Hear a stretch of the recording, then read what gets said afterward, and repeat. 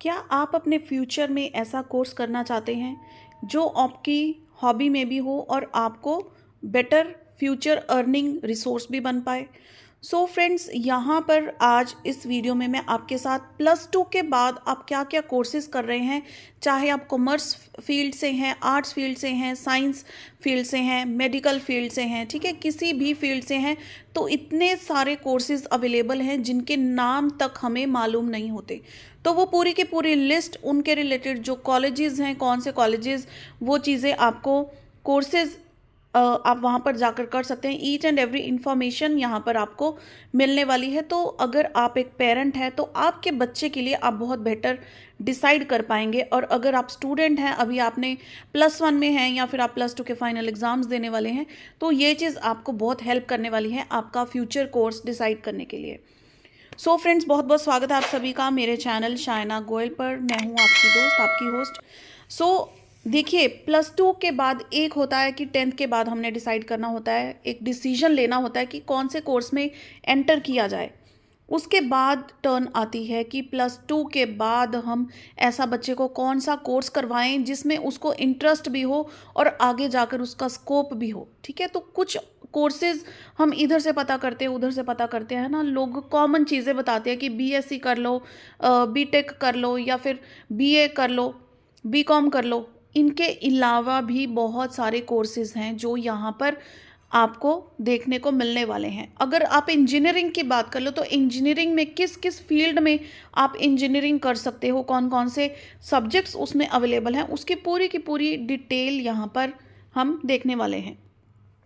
सो देखिए, ये एक PDF है, compendium of academic courses after +2। 12th class के बाद आप क्या क्या कोर्सेज कर सकते हैं, और ये आप देख सकते हैं CBSE के द्वारा ये जो लिस्ट है ये जारी की गई है।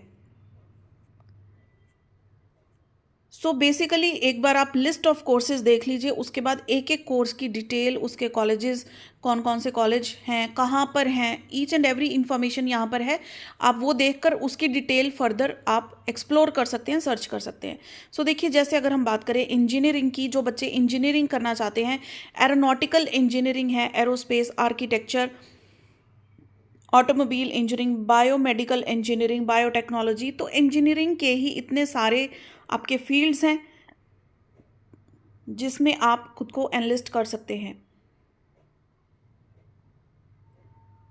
उसके बाद देखिए, जो रोबोटिक्स है आज के टाइम की, बहुत ज़्यादा बच्चे इसमें भी एनरोल हो रहे हैं, या फिर हम कहते हैं नैनो टेक्नोलॉजी का टाइम है, तो उनके द्वारा जो कोर्सेज ऑफर किए जाते हैं ना, वो आपको यहाँ पे मिल जाएंगे।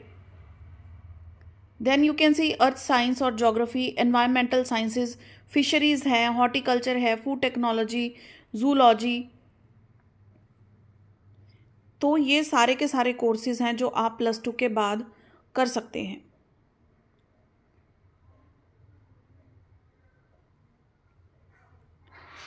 आर्ट डायरेक्शन है, कोरियोग्राफी, तो हर तरह के कोर्सेज आपके बच्चे का जिसमें इंटरेस्ट है। ठीक है, ये नहीं है कि हर बच्चे का पढ़ाई में ही इंटरेस्ट होता है कि वो कंप्लीट चीज़ों को रटता रहेगा। थोड़ी बहुत स्टडी हर फील्ड में होती है, लेकिन बच्चे का इंटरेस्ट, उसका पैशन किस तरफ है, उसका हुनर किस तरफ है, उस चीज़ को देखते हुए आप अपने लिए या फिर अपने बच्चों के लिए कोर्सेज सिलेक्ट कर सकते हैं। तो ये सारे कोर्सेज की लिस्ट यहाँ पर आप देख सकते हैं। पूरे के पूरे 113 कोर्सेज हैं, 113 कोर्सेज जो +2 के बाद आपके पास। इन 113 कोर्सेज में से कोई भी एक कोर्स आप चूज़ कर सकते हैं। तो बेटर आप पहले डिसाइड करें, एक बार ये लिस्ट ज़रूर देख लीजिएगा, ताकि अपने लिए बेटर या फिर अपने बच्चों के लिए आप बेटर चीज़ डिसाइड कर पाएँ। अब आपके साथ में एक दो यहाँ पर कंप्लीट शेयर कर देती हूँ। बाकी ये जो कंप्लीट PDF है ये आपको मेरे टेलीग्राम चैनल पर मिल जाएगा। टेलीग्राम चैनल का लिंक इसी वीडियो के डिस्क्रिप्शन में रहेगा, वहाँ से ही आप कंप्लीट PDF अपना डाउनलोड कीजिए। ठीक है, इसको आप बेटर वे से एक्सप्लोर कीजिए। इसमें देखिए कि आपके बच्चे की क्या +2 उसमें किसने किस सब्जेक्ट में की है, फर्दर क्या उसकी क्वालिफिकेशन हो सकती है। तो देखो, साथ साथ में इन्होंने एलिजिबिलिटी क्राइटेरिया भी बताया है। अगर हम एरोनॉटिकल इंजीनियरिंग की बात करें तो आपको पता है आपके बच्चे ने +2 कौन से सब्जेक्ट्स के साथ किए, तो ये उसकी फील्ड में आ सकता है, यानी कि आपका बच्चा एरोनॉटिकल इंजीनियरिंग में जा सकता है अगर उसने +2 नॉन मेडिकल के साथ किया है। ठीक है, फिजिक्स, केमिस्ट्री, मैथ। तो नॉन मेडिकल वाला बच्चा एरोनॉटिकल इंजीनियरिंग के लिए एलिजिबल है। तो एलिजिबिलिटी क्राइटेरिया साथ में दिया है। इस कोर्स के रिलेटेड जो बेसिक इंट्रोडक्शन है कि ये कोर्स है क्या, वो भी यहाँ पर प्रोवाइड किया गया है। देन पोस्ट ग्रेजुएट लेवल है या फिर डॉक्टोरल लेवल है, ये सारी की सारी चीज़ें डिटेल में यहाँ पे बताई गई हैं कि अगर आप एरोनॉटिकल इंजीनियरिंग फील्ड चूज़ कर रहे हो तो क्या क्या उसके अंदर सब कोर्सेज हैं। ठीक है, ये 6 के 6 कोर्सेज एरोनॉटिकल इंजीनियरिंग के अंदर हैं। अगर आप एरोनॉटिकल इंजीनियरिंग करना चाहते हो तो आप बीटेक में जा सकते हो, बैचलर ऑफ इंजीनियरिंग में जा सकते हो। अगर मास्टर्स में जाना चाहते हैं तो एमटेक इन एरोनॉटिकल इंजीनियरिंग या फिर एमटेक इन एवियोनिक्स, ठीक है, ये आप कर सकते हैं।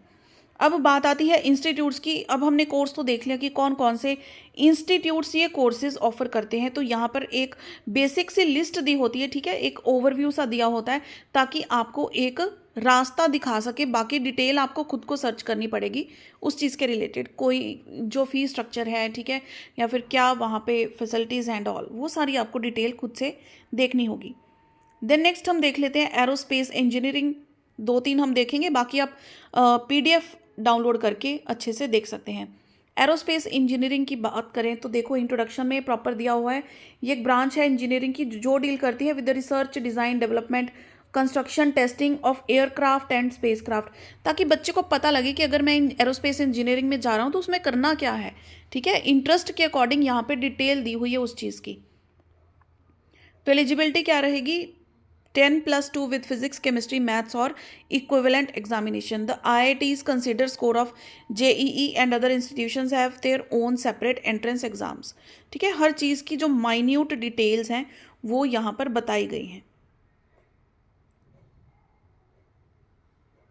अब देखो जो हमारे 11th प्रेसिडेंट रहे हैं APJ अब्दुल कलाम जी, उन्होंने भी फिजिक्स एंड एरोस्पेस इंजीनियरिंग पढ़ी हुई है। यहाँ पर कुछ एक्स्ट्रा इन्फॉर्मेशन भी दी है।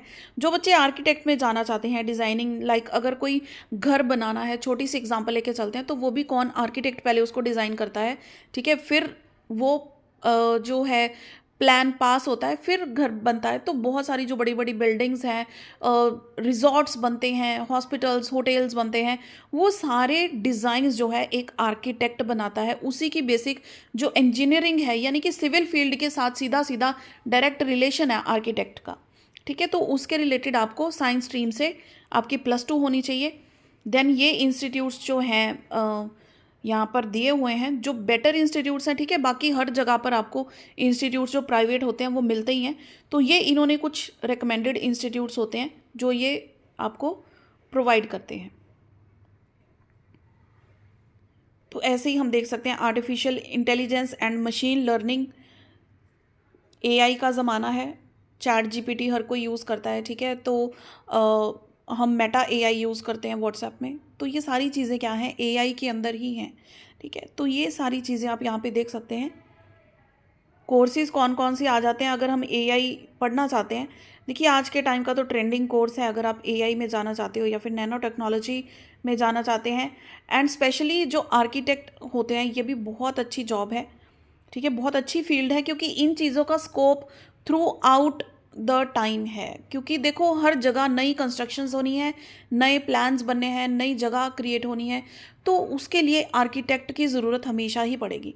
तो ओवरऑल जो स्कोप है इन चीज़ों का आने वाले टाइम में एवरग्रीन है, ठीक है। So friends, I am sure ये वीडियो आपको हेल्पफुल रही होगी। ज़्यादा से ज़्यादा इसे शेयर कीजिए अपने फ्रेंड्स के साथ या फिर अपने दोस्तों के साथ जो +2 पास करने वाले हैं। अगर आप पेरेंट्स हैं तो अपने फैमिलीज़ में शेयर कीजिए ताकि बच्चे इससे बेटर इन्फॉर्मेशन ले सकें। सो फ्रेंड्स, मिलते हैं ऐसे और इन्फॉर्मेटिव वीडियो के साथ। Till then keep watching.